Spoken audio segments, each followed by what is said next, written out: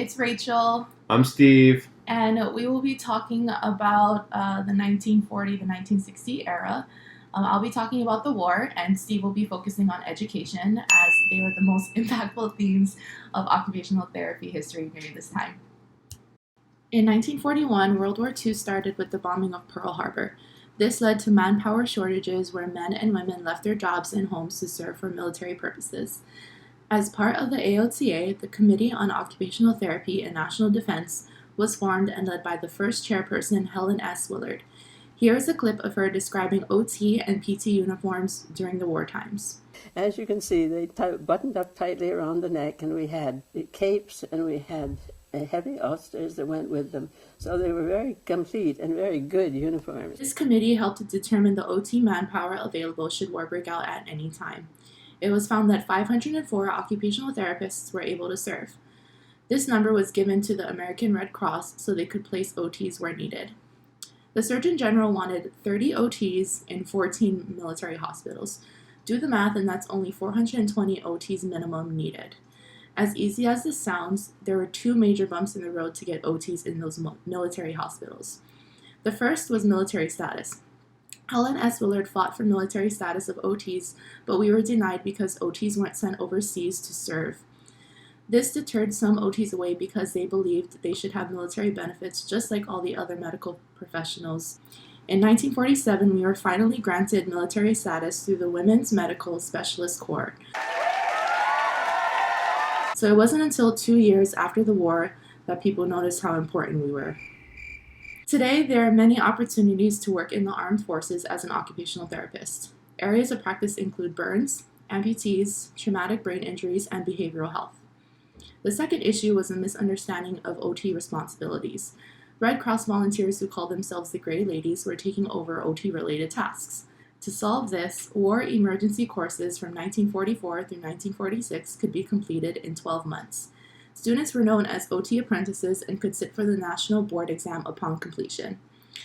Due to a higher need for OT services, the OT Volunteer Assistant Program was prepared by the AOTA committee members in an 8 to 10 week course.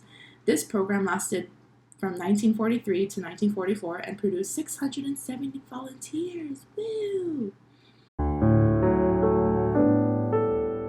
After several name changes, the American Journal of OT was introduced in 1947. As the first editor, Charlotte Bone addressed the concern of having news being published days or weeks after it happened. She also enforced the journal be edited by an OT and include articles to relevant information about current practice. Here's a clip of Charlotte describing her experience as an occupational therapist. And I will have people do things that will be attractive and that they can take pride in doing. Today, we still use the AJOT for news and updated information about our profession and readily have access to it through our AOTA membership. So let's talk about some important policies that were passed and milestones that happened during this era. The first is the Statement Policy of Occupational Therapy in 1950. This policy was to state that OT interacted with more than just the rehabilitation specialists, but also physicians with the requirement of a prescription from medical professionals. And from now on, Steve will handle it from here. The same statement policy that Rachel was talking about in 1950 mandated education for occupational therapy that would be overseen by qualified occupational therapists. These programs needed to be registered and under the jurisdiction of AOTA. Education was part of a process legitimizing occupational therapy in the medical field. The rehabilitation movement in the 40s propelled this legitimization by bringing to light the need for rehabilitation to merge with physical medicine through advocacy and legislation. One of the most important laws of this movement is the Vocational Rehabilitation Act of 1954. This act details the importance of care for disabled individuals. Most importantly, it describes occupational therapists as medical service providers for rehabilitation. This is how we get paid. Education was rapidly expanding during the same time in the 40s. There were 5 accredited occupational therapy programs in 1940.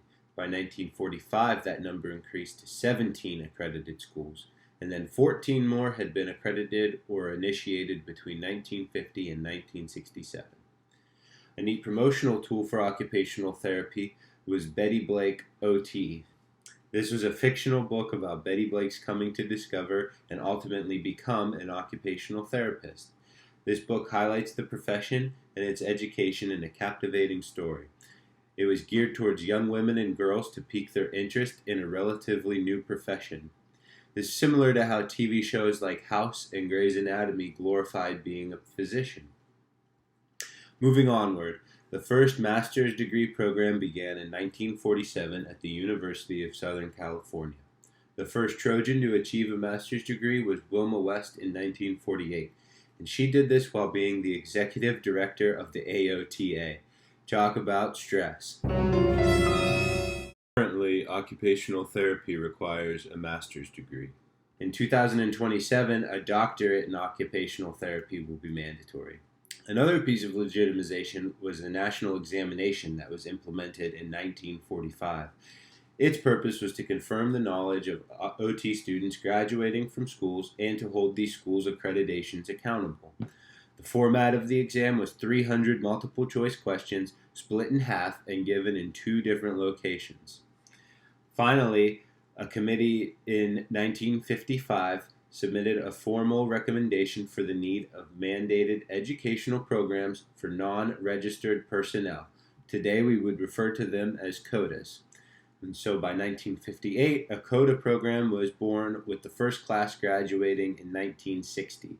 All former non-registered personnel could be grandfathered into the program with at least 2 years' experience and 3 qualifying letters of recommendation. Similar to how those with a master's degree will be grandfathered in to the profession once a doctorate is mandatory. That was a brief overview of 1940 to 1960 in occupational therapy. Thanks for watching. Bye!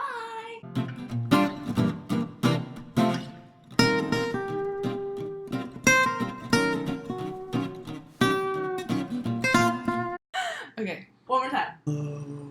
This is when you come in, right? Mandatory CODA program developed in 19. Hello. Oh shoot, it's recording.